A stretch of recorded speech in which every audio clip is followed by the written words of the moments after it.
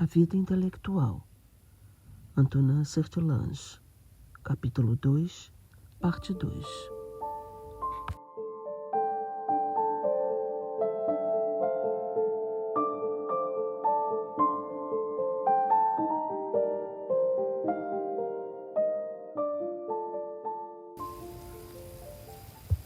A virtude própria do intelectual. Estamos certos de que a virtude é necessária à ciência e que quanto maior retidão moral nela empregamos, tanto mais fecundo será o estudo. No entanto, há uma virtude própria do intelectual e convém insistir nela, embora no decurso destas páginas a encontraremos frequentemente. A virtude própria do homem de estudo é, evidentemente, a estudiosidade. Ninguém se apresse a qualificar de simplória essa afirmação, pois que os mestres no assunto incluíram debaixo desse rótulo muitas coisas, mas excluíram de lá muitas outras. São Tomás subordinava a estudiosidade à temperança, para indicar que o saber em si é sempre bem-vindo, mas que a constituição da vida exige que temperemos, isto é, que adaptemos às circunstâncias e liguemos aos outros deveres o apetite de conhecer, que facilmente sai dos justos limites. Quando digo sai, entendo o termo nos dois sentidos. No reino da estudiosidade se opõem dois defeitos, a negligência e a vã curiosidade. Deixemos agora a primeira. Se o leitor não detestá-la no momento de fechar este livro, é que se terá enfastiado durante o caminho, ou então que fizemos muito mal à travessia. Não digo, porém, o mesmo da curiosidade. Esta pode tirar lucro dos instintos e viciá-los no momento em que pretende satisfazê-los. Já mencionamos as pretensões ambiciosas que desorientam a vocação intelectual.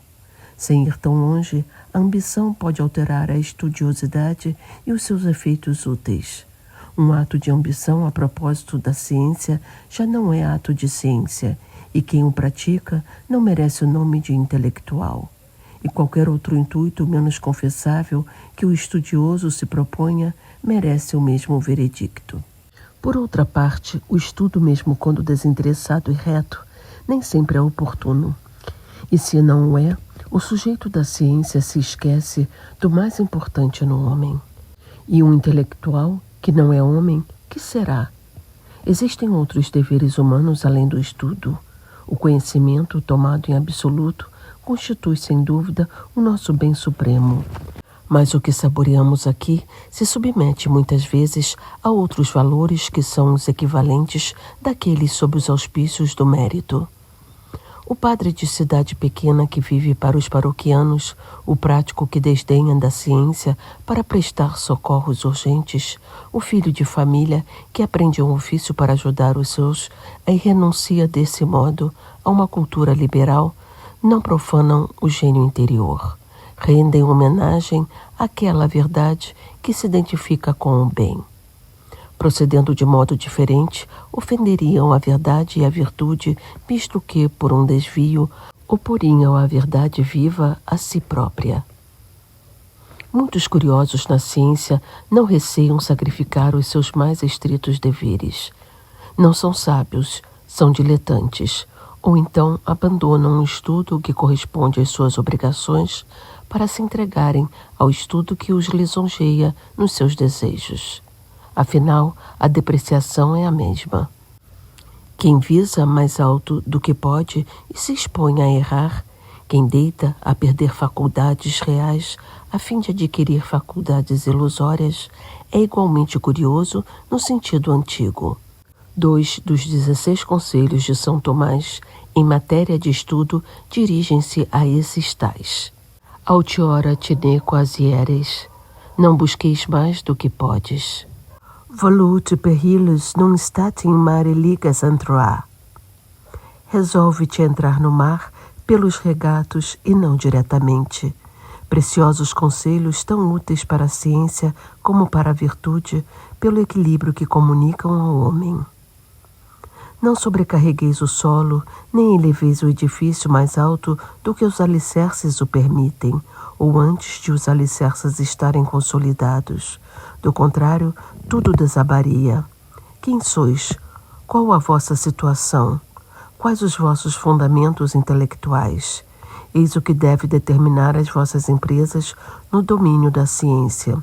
Se quiserdes colher os frutos, plantai a árvore. Eis, em resumo, o conteúdo do Conselho de São Tomás. O sábio começa pelo princípio e só dá novo passo depois de ter consolidado o precedente. Por esse motivo, os autodidatas apresentam tantas deficiências. Ninguém pode contar só consigo para começar pelo princípio.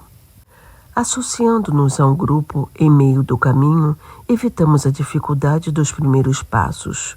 Por outro lado, o que é verdade de cada um, no respeitante ao espaço percorrido do seu próprio desenvolvimento, é igualmente verdade de cada um com relação aos outros. Não devemos esperar de nós mais do que realmente valemos, mas ao contrário, julgar-nos. Aceitar-nos como somos é obedecer a Deus e preparar vitórias certas. A natureza nunca vai além do que pode. Tudo nela se mede com precisão, sem esforço vão, nem avaliações mentirosas. Cada ser opera segundo a sua quantidade e a sua qualidade, de acordo com a sua natureza e sua força, e depois permanece em paz. Só o homem vive de pretensões e de tristeza. É uma grande virtude, fruto de profundo conhecimento, que o homem julgue a si mesmo baseando-se no que ele de fato é. Os destinos não se podem mudar à discrição. Perde-se quem quer subir como quem quer descer. Caminhe sempre para a frente em harmonia com o que és, tendo como guia o próprio Deus. São Tomás ajunta a essas necessárias medidas de prudência o cuidado de não deter a curiosidade nos objetos do mundo em detrimento do objeto supremo. Tiraremos daí uma importante consequência para a organização do trabalho. Mas, acima de tudo, salientaremos que o estudo deve ceder o lugar ao culto, à oração, à meditação direta das coisas de Deus. Ele é um reflexo do ofício divino. Busca e honra os rastos criadores ou antes as imagens, consoante perscruta a natureza ou a humanidade, mas em seu tempo deve preferir a frequentação direta. Do contrário, faltará a um dever capital e, além disso, os vestígios da imagem de Deus nas coisas criadas só servirão para afastar para longe daquele a quem atestam. Estudar de sorte que se descure a oração e se não pratique o recolhimento, nem se leia a palavra sagrada, nem a dos santos, nem a das grandes almas, de sorte que o homem se esqueça de si, inteiramente concentrado nos objetos de estudo, não faça caso do hóspede interior, é abuso e ilusão. Supor que desse modo aumentarão os progressos ou a produção. Equivale a dizer que o regalo levará maior quantidade de água se o manancial estancar. A ordem do espírito deve corresponder à ordem das coisas.